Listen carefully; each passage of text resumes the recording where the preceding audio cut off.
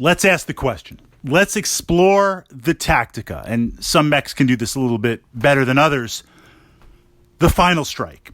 Delivering that final strike in Battletech and knowing when the opportunity is presenting itself. And I'm going against the narrative a little bit here, given the idea of Inner Sphere, Knights of the Realm.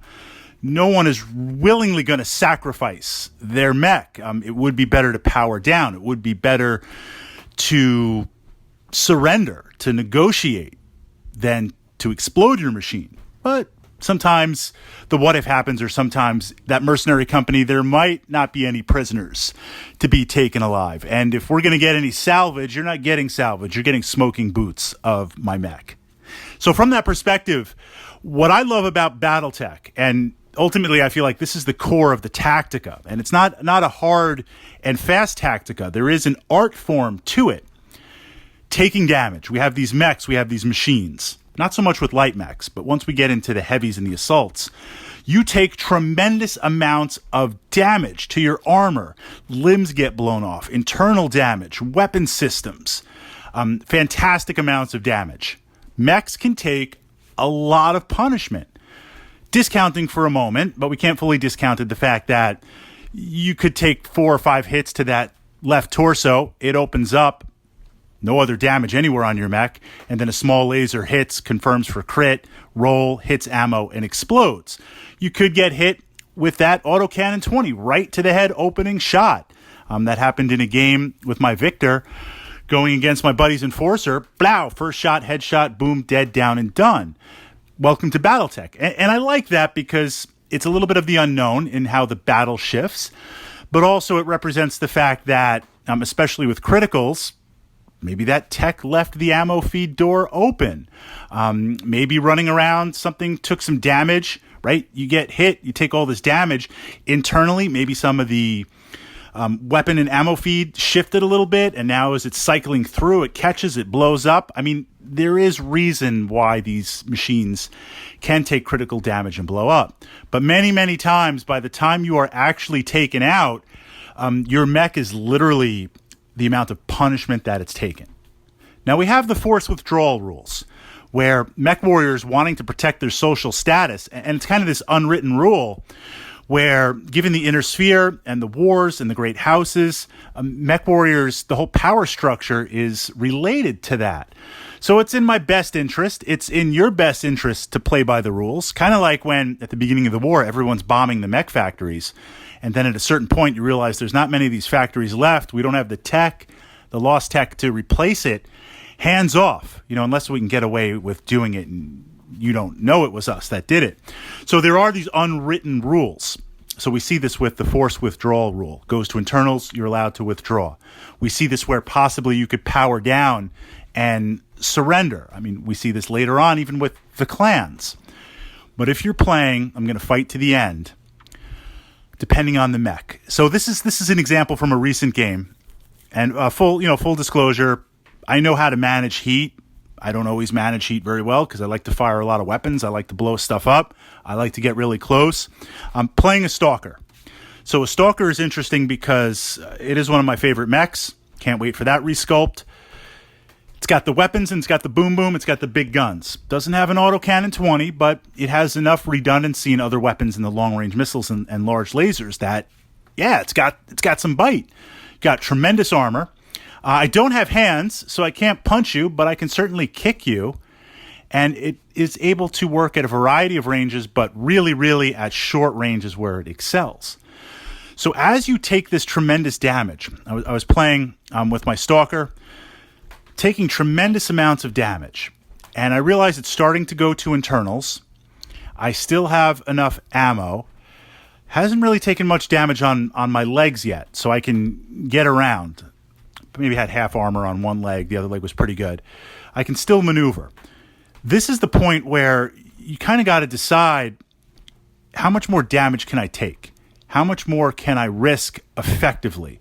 And if the mission dictates where you have to be in or you want to engage, what I did at this point was realize, based on, there were 4 other mechs engaging me. I was doing a delaying action. I mean, certainly I could have powered down and playing by the narrative, which I think my opponent would have accepted. They would have moved past. From their perspective, it's from a Tactica perspective, it's like they destroyed my mech. If I power down and I don't fire at you and I don't engage and I don't move, for all intents and purposes, Tactica-wise, you've destroyed me. And the guarantee there is, well, you've destroyed me, taken me out of the game, and I'm not going to be shooting at you for another 3 or 4 turns. So I'm like, yeah, forget that. I'm going to just go all out. So I moved as close as I could. And this is the point where you try to make that calculation. How many rounds, if I'm engaged 4-1, and of course modified by the mechs, if there's a Hunchback and a Victor and an Awesome, that's vastly different than like a Shadowhawk, a Griffin, and something else, or a Warhammer. How many more rounds reasonably can I last? And this is modified by, when I try to calculate this formula, and it's more of an art form than an exact science, just how many internal spots are open. The more internal spots open, especially as you close, in the case of the Stalker, I'm closing because I want to use the short-range missiles. I want to be at point blank for the lasers. But that means going up, say, against this Warhammer, I believe it was a Warhammer, was in the mix, all of their weapon systems are going to be engaged, even the machine guns. So any open holes in my mech, there's a chance that they're going to hit. There's a chance to roll for crit, possibly confirm multiple crits. This is further modified down if I have ammo in one of those locations. And by the Stalker, I do have it in that regard. So that dictates just how many rounds you can last. Now, if there's less mechs to engage, if I'm not as open as much to internals, and it's not always about internals. Looking at the Stalker, through the distribution of damage, you could have no internals opened up, but you could be down to 3, 4, 5 armor bubbles across multiple locations. In that regard, how many turns am I going to last? I'm going to last longer than if all my internals are opened up, but probably not that much longer, especially if I have 4 or 5 mechs engaging me. Instead of 3 rounds, I might last 4 or 5. So if I'm going to go out, I make that calculation. When I feel like, barring some crazy Battletech thing, which could happen, I will last another 2 rounds. Then I'm willing to cut it down to 1 round if I can fire everything and essentially trade 1 for 1. And when I'm trading 1 for 1, I'm not going to trade down. So my Stalker, a Stalker, if there's a Wolverine or a Griffin that's been beaten up a little bit and I unload everything, I don't even care about heat. I'm not even going to calculate it. I unload everything, then I could take out that Griffin or that Wolverine. No, I want to go for the Warhammer. I want to try and trade up from my weight class or get as close to my weight class if I'm an assault as possible. So everything is going on that one target. I'm not going to try and spread things out primary, secondary. You fire everything. So literally I fired shooting phase. I fire everything in the Stalker. I'm not going to calculate heat. It's going to be all the way to the top. We go through, first, shut down. Well, movement penalties, shooting penalties, all that doesn't matter for this point because we're way past them. I'm going to have those anyway. First shutdown, make it. First ammo explosion, bypass. Second shutdown, make it. Eventually the ammo exploded, and we just calculate the damage for the lulls, and it's literally just smoking boots.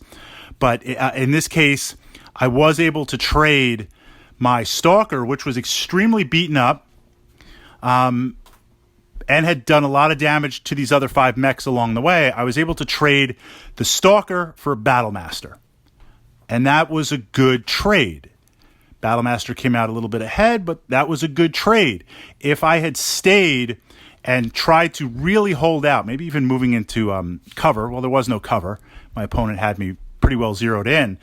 I would not, if I had tried to fight it out and last as long as I can to the bitter end, I would have lost the mech. I would have done some more damage, but I would not have been able to at least trade 1 for 1, at least in the initiative phase. Also, I'm down 1 initiative point, but you're down an initiative point too, my opponent.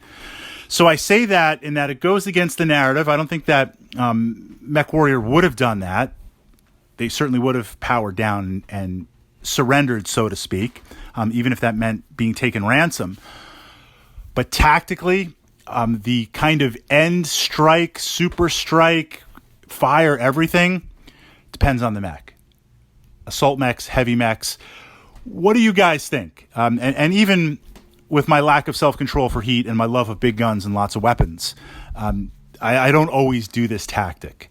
But there are times I will crunch the internal numbers and I'll look at my damage and I'll look at what I'm facing and I realize, it might be best, or that gamble, that chaotic neutral gamble might pay off really, really well. There's the chance for the payoff. And if I'm going down anyway, I'll roll those dice and see what happens.